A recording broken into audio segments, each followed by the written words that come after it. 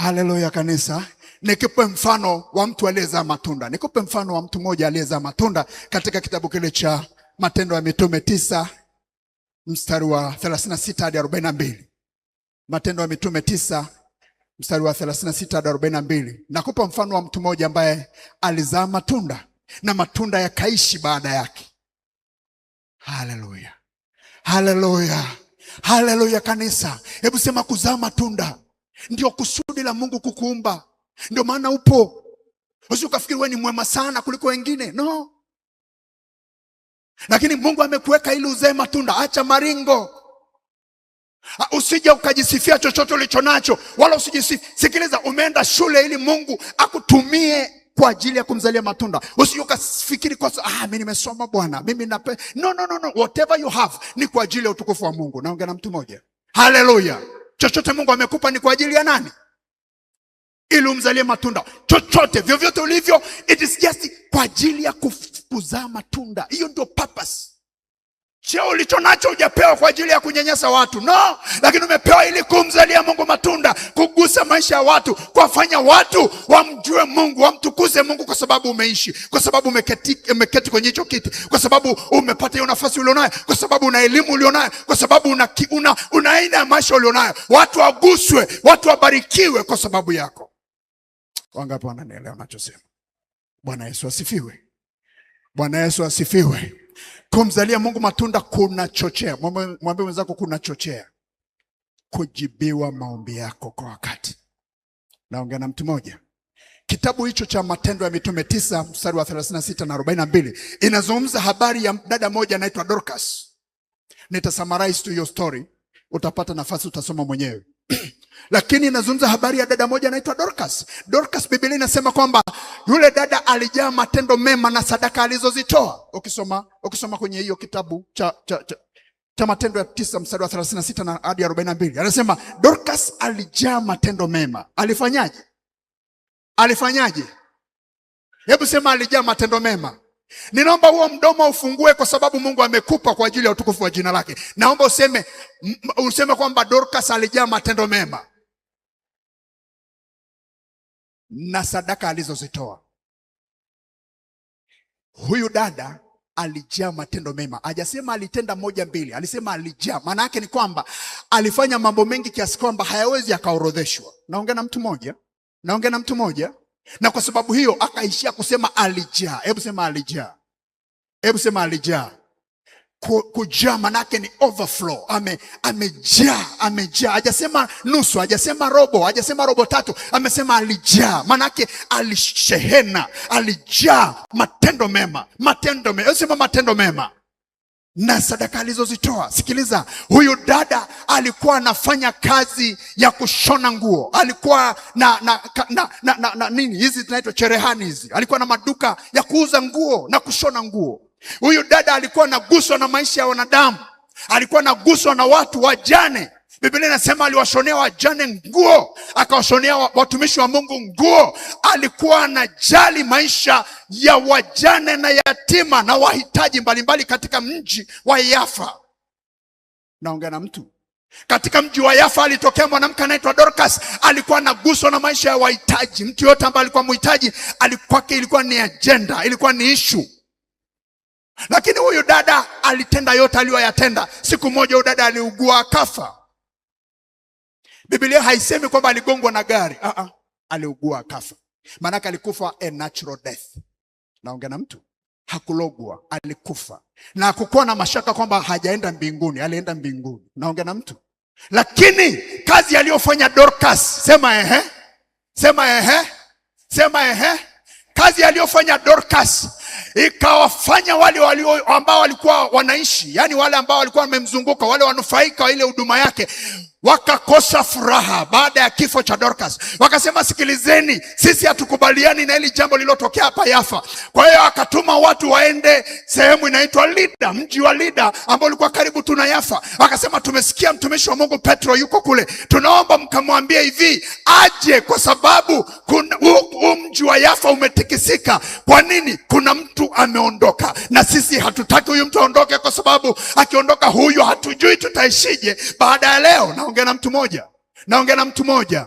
Watu waliandamana wakaenda kule kumuita Petro. Akamwambia Petro, unahitajika kule Yafa. Nini kimetokea? Amekufa yule dada anaitwa Dorcas. Petro aliambatana pamoja na wale watu. Naongea na mtu mmoja hapa.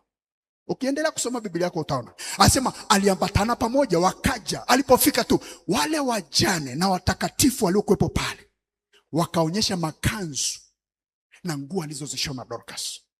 Akamwambia Petro, inawezekana unadhani tunaongea maneno.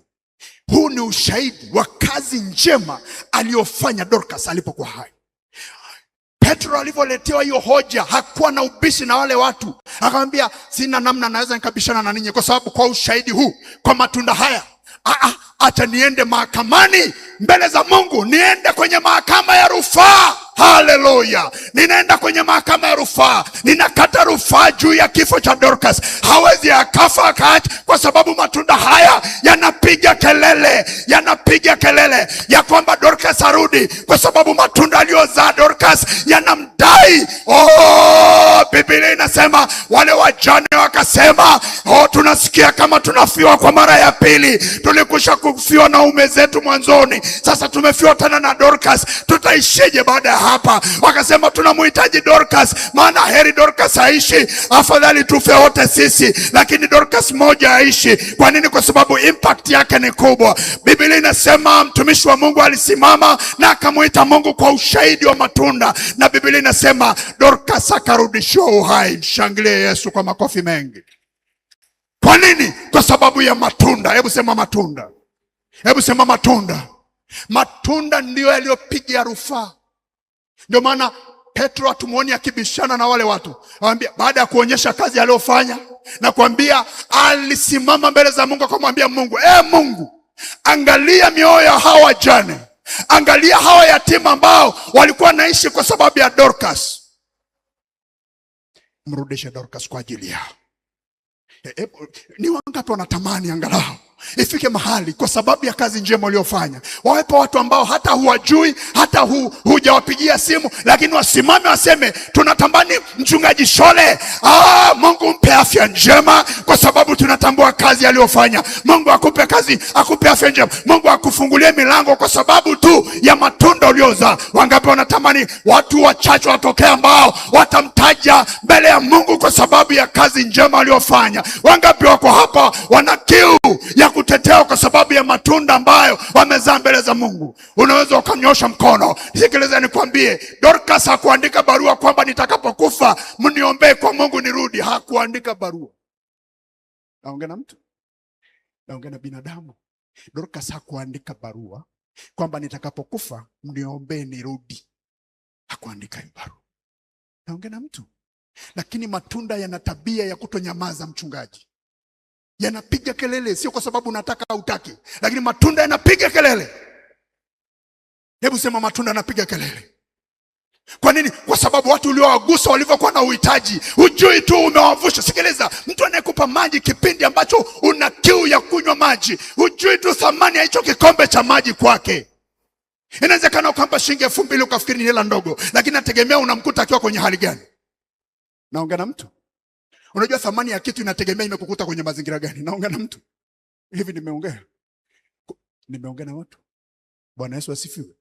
Bwana Yesu asifiwe. Kuna wakati una uhitaji na shilingi 5000, kiasi ambacho yani hii 5000 ni kila kitu. Ukipata 5000 thamani yake ni kubwa kuliko 1,000,000 inayokukuta wakati una uhitaji. Hivi nimeongea na watu hapa. Nimeongea na binadamu. Thamani ya kitu inategemea inayokukuta kwenye uhitaji wa namna gani. Bwana Yesu asifiwe. Bwana Yesu asifiwe. Bwana Yesu asifiwe. Bwana Yesu asifiwe. Wale wajane, wale yatima, thamani ya Dorcas kwao ilikuwa ni kubwa hadi kuliko hata ndugu zake na Dorcas, kuliko kwa baba yake na mama yake. Wale wajane na wale yatima, Dorcas alikuwa na umuhimu usioneneka kwao. Naongea na mtu. Bwana Yesu asifiwe. Kwa sababu sikiliza, watu wenye mioyo kama Dorcas si wengi, mchungaji. Hata makanisani tunao watu wa namna hiyo. Usije ukafikiri wameisha, wapo. Kuna mtu yuko hapa akiona uhitaji mahali, moyo wake hautulii, anatamani aweze kufanya kitu kwa ajili ya hiyo sehemu. Wangapi wananielewa? Unafikiri wameisha kina Dorcas? Wapo. Nimesema wapo. Nimesema wapo. Nimesema wapo, akina Dorcas wapo, ila si wengi, ila sio. Naongea na mtu. Bwana Yesu asifiwe. Bwana Yesu asifiwe. Mwambie Mungu, Mungu nipe moyo wa kukuzalia matunda. Naongea na mtu mmoja. Bwana Yesu asifiwe kanisa. Bwana Yesu asifiwe.